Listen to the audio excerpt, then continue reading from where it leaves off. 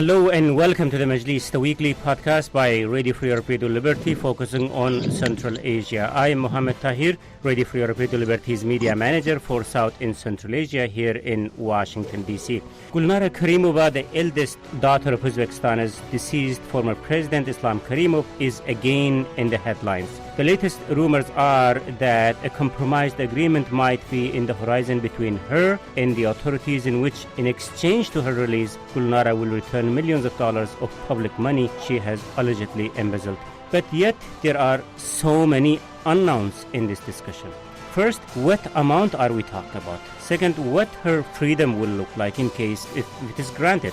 Third, why authorities are doing this. And lastly, what does the timing tell us? Other than Gulnara, it's also been a quite week in Central Asia. In Kyrgyzstan, the battle of presidents, the current president Jeenbekov and former president Atambayev is again heating up to the point that the former president might get detained anytime soon.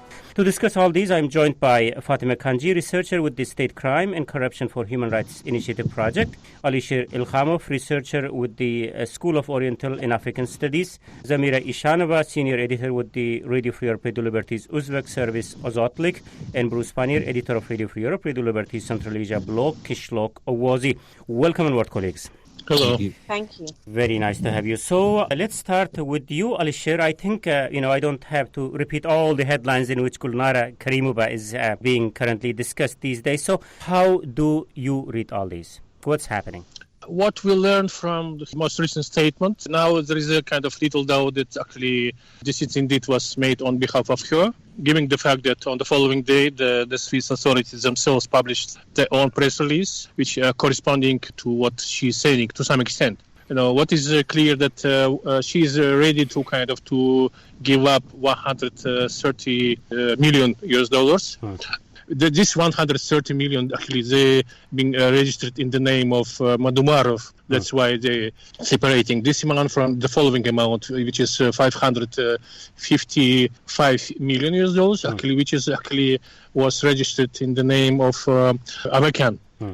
But what was notable in this statement, the fact that actually she's not saying anything about the rest of the amount. And we know that in Switzerland, around 800 million francs, which is almost the same amount in terms of US dollars, was frozen from the very beginning. We don't know the composition. We didn't know the details about the composition's money, but it was already reported from the very beginning. And we see the kind of difference between the sum of 130 million and 555 and the 800 million. It's around the difference around 129 million. And we know, for instance, what might be at the stake is her villa, which would cost maybe around 80 millions, the amount for which she bought it. And also we know that there are 9 or 8 deposit boxes in the bank, which were also frozen. And according to some kind of insider information, it was full of jewelry and gold.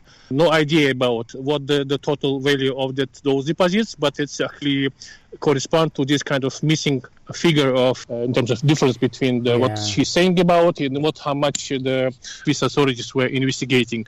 So this lack of information about the fate of 190 or maybe 29 and 100 million might be indications that there might be some kind of settlement with third parties about ceding this money to someone else, and nobody is providing any kind of details about that. This lack of transparency raising the concern because the Swiss authorities have own regulation and guaranteeing the transparency and accountability in the process of asset return, and also they signed up to the so-called GFAR principles, so the principles which were adopted by a Global Forum for Asset Recovery in December 2017. One of the 10 principles which were adopted at the time was the providing guarantees of full transparency, accountability in this respect. So we still need more information about the fate of this money. We need information about lots of other things too, Alisher. Like I believe she also has a couple of villas. I think there is some money frozen in the U.S. banks.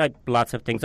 Fatima, you just came back from Geneva, I believe, right? Maybe you have more information into this. I mean, I know your keen interest in Gulnara case and with your research and everything. So anything you can add into this discussion as to the issues, the questions that Alisher has raised in terms of transparency. And overall, what do you see happening? Firstly, thank you so much for inviting me. And I think Alisher has given a really comprehensive overview of the case as it stands right now, including the status of her assets, including where each of them are held and in what form.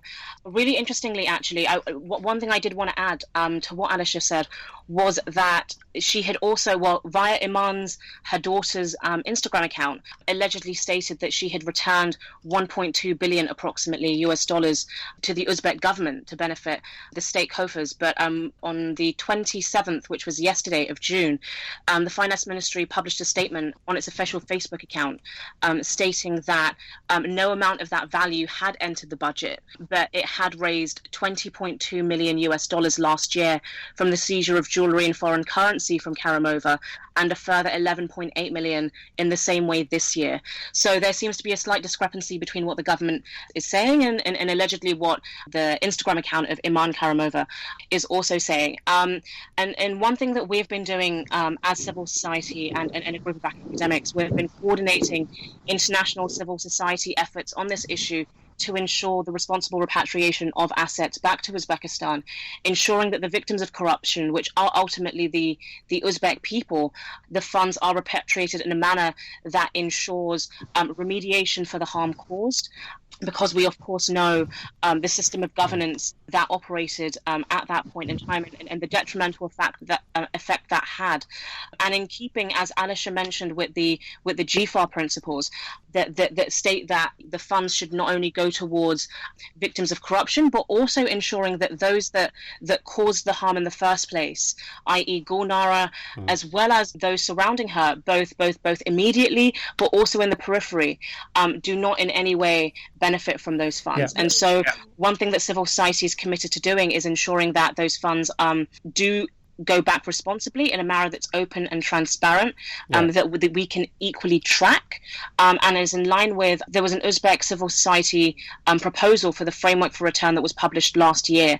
And so we're really seeking to promote that framework for return and ensuring that the voices of the Uzbek people are at the heart of the return framework. Fatima took the follow-up question. Anyone is listening to you when you raise these demands that you have? And also, there were so many numbers, like millions here, a couple of millions there. What amount that we are talking about here? So right now, it's if we're completely honest, we're still unclear of the exact amount. A lot of the amounts that we have been able to ascertain have come both from media reportings as well as the US DOJ civil claims that were submitted about half a decade ago. So that's where we're getting a lot of our information from. For me, it was new to learn that there was 1.2 billion allegedly in Uzbekistan. So that's a new amount for us that we were unaware of before. As Alisher mentioned, we're looking at approximately 800 million in Switzerland. We're looking at approximately around, and these are ballpark figures, anywhere between 100 and 300 million in Ireland, and obviously they're equally assets held elsewhere in Luxembourg and Belgium. So the total amount at this stage, it's still unclear.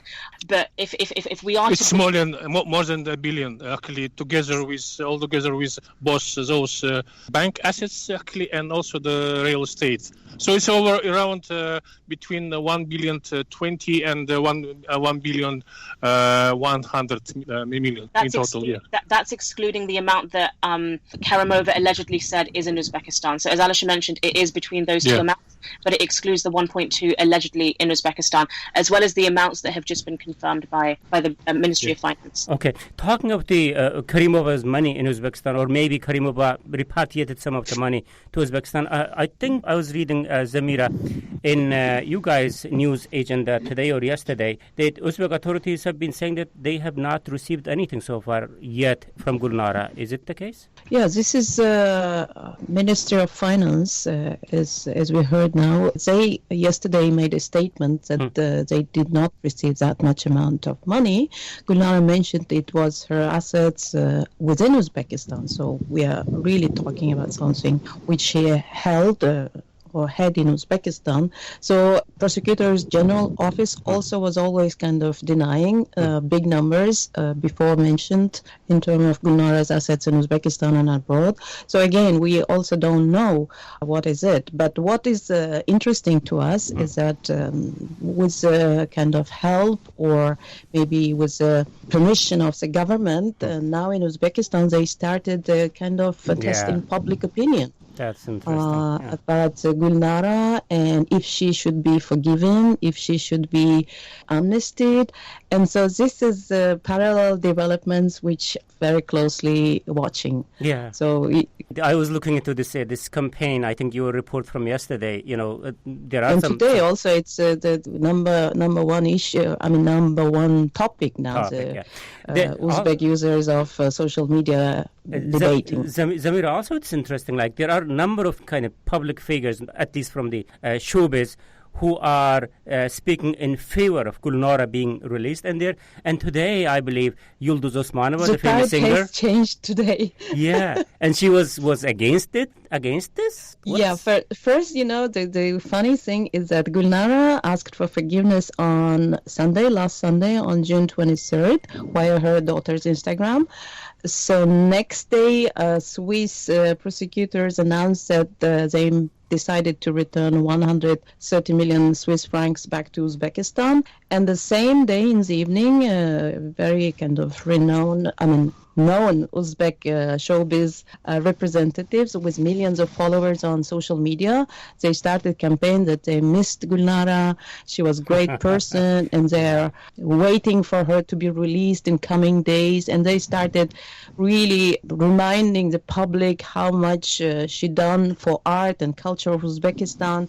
So with all these shiny, positive images of Gulnara. So this campaign was 24th and 25th of June, very hype there was about this. Mm-hmm. And then after this well-known singer Yıldız Osmanova, she made a video statement saying that she's a thief, why you are defending, why you are missing her. And then this debate turned into different tide, and today I think the people are more expressing their frustration that she might be released in coming days, because there is some information, some people from Tashkent government, they reached out us and they were telling us in coming days there might be another secret trial and Gulnara may get amnesty and released. So that's why they told us it might be a kind of checking public opinion. Which side, majority would be. So far, 2 days the public was against, but today somehow it's changing again in her favor. And it looks like authorities are not really saying anything about this? No, there is no, they are just watching, and some of them said we have nothing to do. This is just an expression of public opinion. We have nothing to do. But some bloggers told us that some officials from presidential administration, they called and they asked some bloggers, again with lots of numbers of followers on social media, to participate in this campaign. But we don't have, of course, so far confirmation that this is orchestrated by the government. Yeah, there is no confirmation. I believe we will never have a confirmation like this. But again, things like that, Bruce, doesn't happen without a green light. Exactly. After 5 years of silence, all of a sudden show business, started talking, singing about, praises about Gulnara. So it's not accidental, I guess. Yeah. And also, Bruce, if you can jump in here. I mean, in terms of the timing, when people are talking about this in favor or against Gulnara's release and everything, when the Swiss authorities saying that, explain us this complicated picture. What's really happening?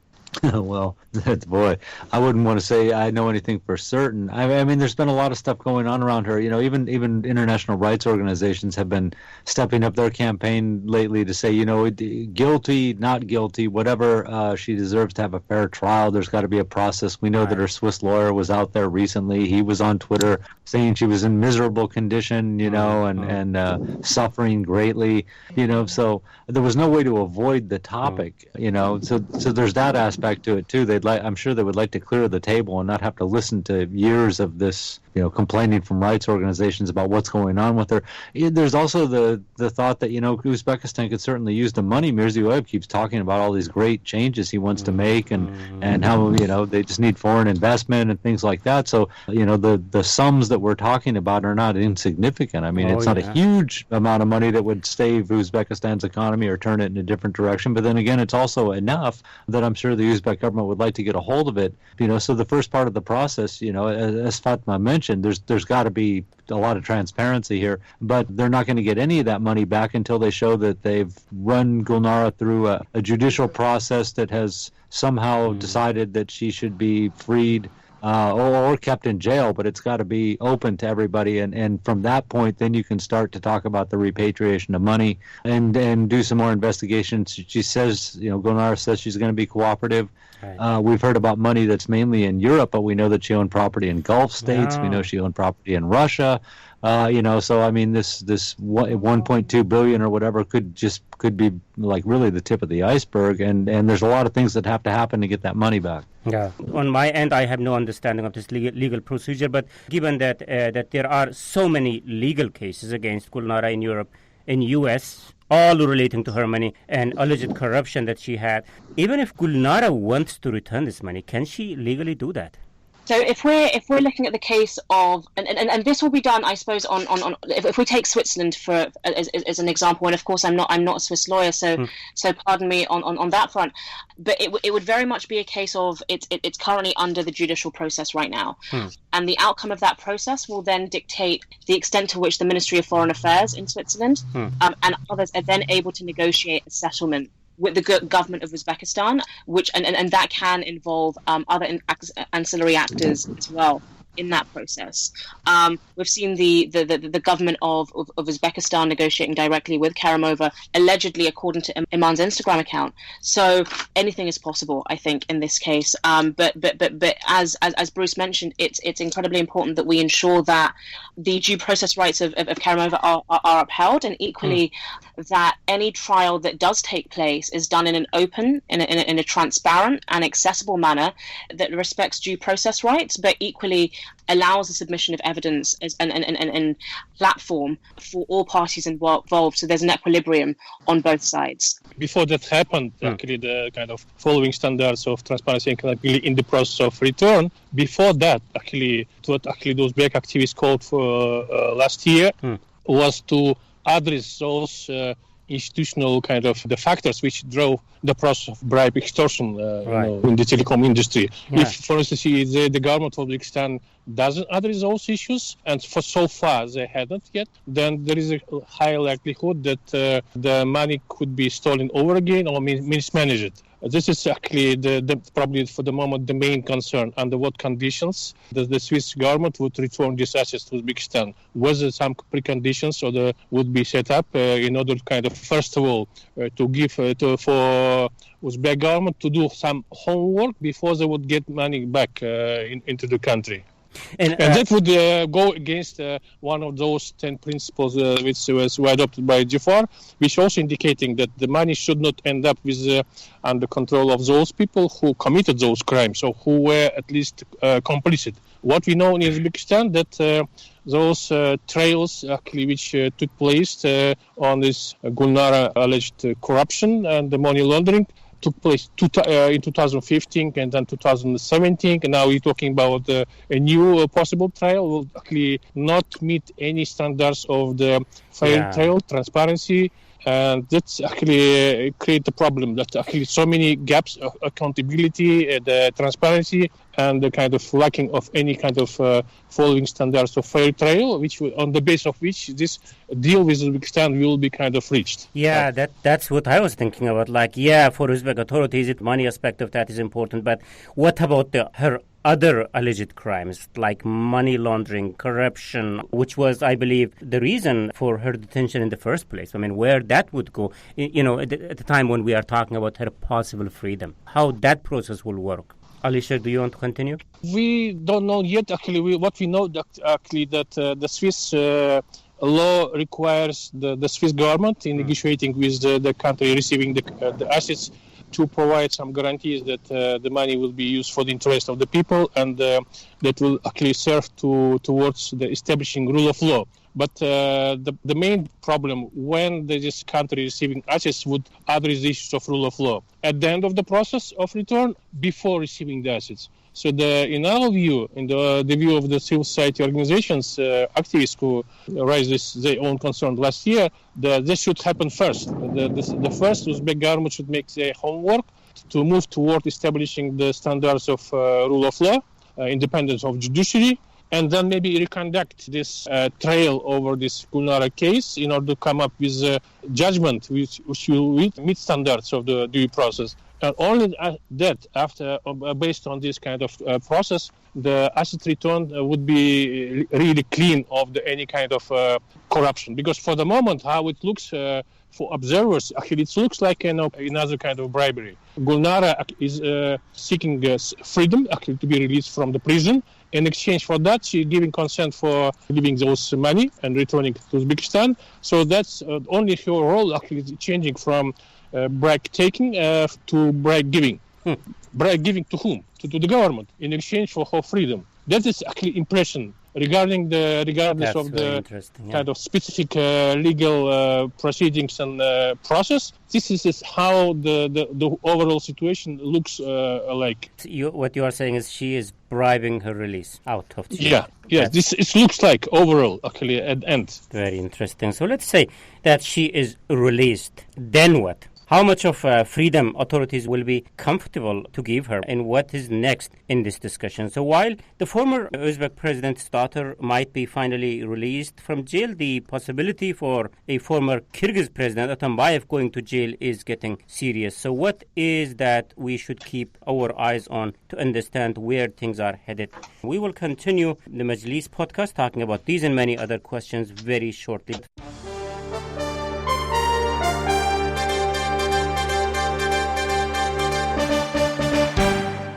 First, let me recap the debate that today on the Majlis I am joined by Fatima Kanji, researcher with the State Crime and Corruption for Human Rights Initiative Project. Alisher Ilkhamov is joining us, who's researcher with the School of Oriental and African Studies. Zamira Ishanova, senior editor with Radio Free Europe, Radio Liberty's Uzbek service Ozotlik, and Bruce Pannier, editor of Radio Free Europe, Radio Liberty Central Asia blog Kishlak Ovozi. I am Mohammed Tahir, host of the Majlis here in Washington, D.C., and we are discussing the latest developments involving the possible release of Gulnara Karimova, the daughter of Uzbekistan's former president, and some of the latest developments surrounding Kyrgyzstan's former president Atambayev. Okay, so let's say, Bruce, Gulnara is freed. What her freedom will look like? How much of freedom authorities can afford to give her? Well, first thing I got to say is I have already been on record as saying I didn't think she would get out of prison anytime soon. So I've already been proven wrong. If she does get out, then I'm proven wrong on that to begin with. I still find it hard to imagine they would let her leave the country. Why you say that, Bruce? Well, we did a podcast on her a while back, and I just couldn't imagine that she was going to get out of prison. There was no talk about her getting out of prison. There was talk about where all her money was, but no one was even considering that she should be released. As Zamira mentioned earlier in the show, there's this campaign going on social networks, which seems to indicate that someone in the government is testing the waters and seeing if it wouldn't be possible to release her, whatever. So I would be surprised that she would be released from prison at all right now, considering the scope and magnitude of her crimes, what she's been accused of. If she is guilty, she certainly should do more than 4 or 5 years in prison. But, that said, if she does get out, of course, she knows a lot about what's been happening with the government for a long, long time, and all some of the top officials, including the current president. And it would again be difficult for me to believe that they would just let her go to some other country where she could get back on Twitter and other social media and, start telling stories about what was going on, 10, 15 years ago and who was involved in it. It could do a lot of damage to the credibility of very high officials in Uzbekistan. And so I like I said, I would find it hard to believe that they would be willing to, if she was let go, would think that they wouldn't want her to leave the country, certainly. who follows her daughter's Twitter feed, I think that's one of the only channels that we get to know the Gulnara side of the story these days. So what kind of freedom the Gulnara family imagines that she will have in case she's released? Anything her daughter is saying, Iman is saying about this? She's calling for releasing from prison, actually letting Gulnara to leave the country in order to get adequate medical treatment, observations. This is her intention. I agree with Bruce that actually they would unlikely would happen in the close future. What will be most likely may take place is to move her from prison to the under condition of home arrest, kind of. The government will provide a more comfortable condition for their daily life, but releasing her from prison totally, fully, and letting her to leave the country would raise huge risk for the current rulers, for Mirziyoyev, for Mr. Aripov, Prime Minister, and others. Actually, be difficult to guarantee that he will not speak up again against those who were involved first in this deal with her, with the telecom companies. They definitely were involved, and those who actually put her in prison. It would also be interesting to hear the human rights perspective on this, Fatima. We are not sure even if she's released. There's a discussion going on in favor and against of her release, and there are lots of unanswered questions about the money. I mean, why authorities are even doing this? Yeah, I think in this case, obviously she was previously under house arrest. She's now back in prison again from what we know. And I think very much at the heart of all of this is the fact that Gulnara knows a lot about those in high positions of power, including the president, the prime minister, and others. And I sense that there's a potential fear from their side that, like, if they had engaged in other nefarious activities similar to what Karimova had done, they would then be held accountable in some ways by Karimova's accounts if she were to release those, right? But I think very much at the heart of all of this equally is the fact that it's not about whether I agree or disagree on whether she should be released or not, but that she should be tried in accordance with the rule of law, that her due process rights are respected, and equally that it's done so in a manner that's open, transparent, and public, so that equally the victims of corruption, the Uzbek people, can actually engage in this process, but also understand what had happened and potentially what is happening, because they ultimately were the biggest losers. They were the victims in all of this. Right. So it's really important that a trial does take place, so we fully understand what had taken place and hold those that were involved to account. Wow, that also includes the Prime Minister. Bruce, let me get back to you on this. From the authorities' perspective, the fact that we are talking about Gulnara's possible release, from the authorities' perspective, this is about the money?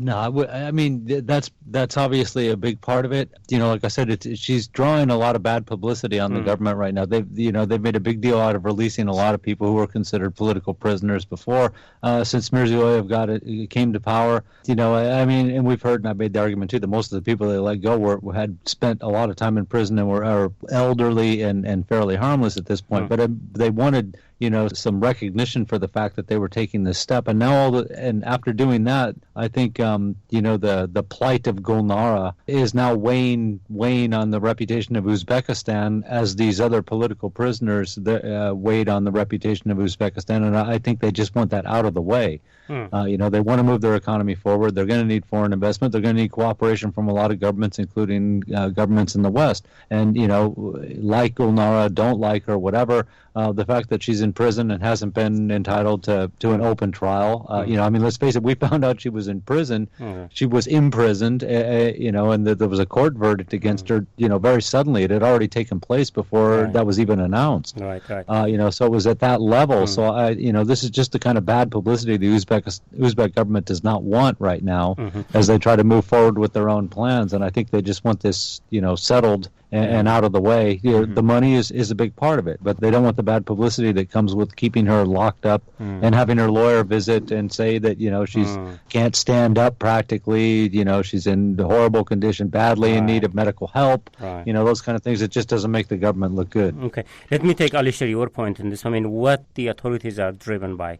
Yeah, there is abuse, but at the same time, it's sort of the way how they trying to rid of this case, them kind of by releasing the Gulnara, possibly, or putting her under condition of home arrest. This is sending kind of a wrong message to the potential investor. So the message they're receiving from this case is that even if this problem is facing kind of receiving some solution, it's being done through a series of deals behind the door. This is the ultimate message, that in this country, you can protect your interest and your kind of right of ownership, not through the open process, by kind of filing your complaint, the cases, and through a judicial process, a transparent process, but through reaching out to the authorities and reaching the settlements behind the door. This is the main problem for the moment. Okay, Fatima, so what is that you will be keeping an eye going forward in this latest discussion around Gulnara to determine where it's headed? Yeah, I think there are a number of things here. I think we're going to be monitoring quite closely developments that take place, firstly in Uzbekistan, and the government responses to obviously to Iman's ongoing allegations of the 1.2 billion that's allegedly there, because that in fact is an equal cause of concern for us, because if it's then subsumed 1.2 billion into the state coffers, then we're unable to actually trace where those funds go, who's benefiting from those funds, whether those funds have been misappropriated, and if so, where those funds end up going. And there's the real risk of a repeat of what had happened with Karimova then happening here again, if we're unable to ensure kind of those fundamental principles of transparency, accountability, due diligence having been met. Equally, we're also going to be looking very closely and monitoring very closely the developments that are now taking place in Switzerland in particular. Obviously, with a note of the other countries where her assets are held, but ongoing developments are taking place there, and in particular, it comes down to the Swiss response in looking at the framework and modality for return. For ensuring that it's not a direct return that takes place, but we're very much going to be advocating for the funds to be spent in line with the Uzbek civil society proposal that was published last year, which very much spoke to the need to ensure that the funds are used in a manner that supports the victims of corruption, but equally are pegged against seeing very concrete changes. And these changes are against the context within which Karimova's criminal syndicate was able to operate. And so that's going to be another principal concern for us. And equally, looking at the judicial process that's taking place in Switzerland and taking place there, along with negotiations. Right. Okay, terrific. Thank you very much, Fatima. So, we are way out of time. I'm not sure even if we can touch Kazakhstan. But let's briefly look into, Bruce, what's going on with former President of Kyrgyzstan, Atambayev. What's latest and what you will be looking at going forward in this confrontation? Yes, quite a segue, huh? Former President Atambayev has never done himself any favors with his positions and his remarks. Even when he was president, we had all these problems. The idea that he's barricaded himself in his family compound and saying that he has people with guns and that they'll use them if someone comes to detain him. This is clearly unhelpful. He was invited to Parliament. He thought that they were going to just ride him into the ground, which they probably would have. But he did have a chance to go and speak in front of Parliament and try to deny all the accusations against him. Instead, he decided he was going to barricade himself inside the family compound and call all his supporters to come and surround him and hold out as long as he could. I think his days are seriously numbered at this point. I don't know if the government is going to actually go and try to detain him or just leave him there and to go hungry eventually, a war of attrition, so to speak. But I think we see the path he's headed on, that they're going to put him on trial. It's almost inevitable. Yeah. Alisher, your focus is in Uzbekistan, but is it something that you would like to say about Kyrgyzstan? Especially, I'm kind of curious, why was President Jeenbekov, the current president, is so much consumed by Atambayev? Why he's doing this? My kind of perception, take of this kind of development is that he was considered by Atambayev as a kind of puppet who would just fulfill his will, while Atambayev would actually act behind the door, which didn't take place, actually didn't happen. So now it's evolved into the conflict between these people, actually two persons. And given the fact that Atambayev is still enjoying certain political influence in the country, certain support, certain kind of loyalty base, that it's understandable that the Jeenbekov would actually fear of any kind of plots, conspiracies against him from groups loyal to Atambayev.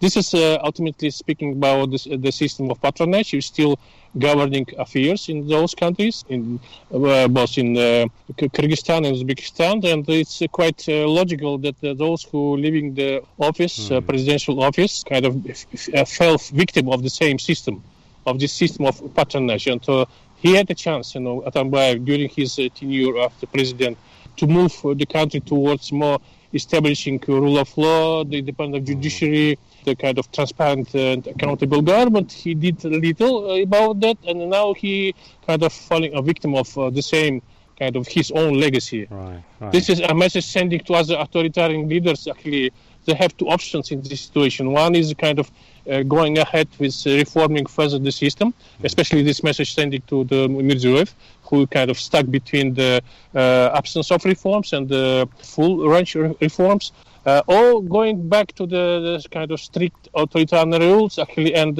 not leaving the presidential office at all. Right. In order to make sure that actually nobody will actually challenge him in the future. Right. Thank you very much. In conclusion, let me just say this, that because of summer holidays, we might take a short break, skipping, I think, 2 or 3 episodes, unless there was any earth-breaking, earth-shaking development. So it's been a full year, and all of us deserves some quiet time. So with this, thank you very much, Alisher Ilkhamo, for being part of this historical debate. And also big thanks goes to Fatima Kanji, researcher with the Crime and Corruption for Human Rights Initiative Project, and Bruce Pannier, editor of Radio Free Europe, Radio Liberty Central Asia blog Kishlok Owazi, and Zamira Ishanova, senior editor with Radio Free Europe, Radio Liberty's Uzbek service Azotlik. Thank you, colleagues, for your time and time. Thank you. Thank you. And this is from me, Mohammed Tahir, host of the Majlis podcast. Until next week, bye-bye.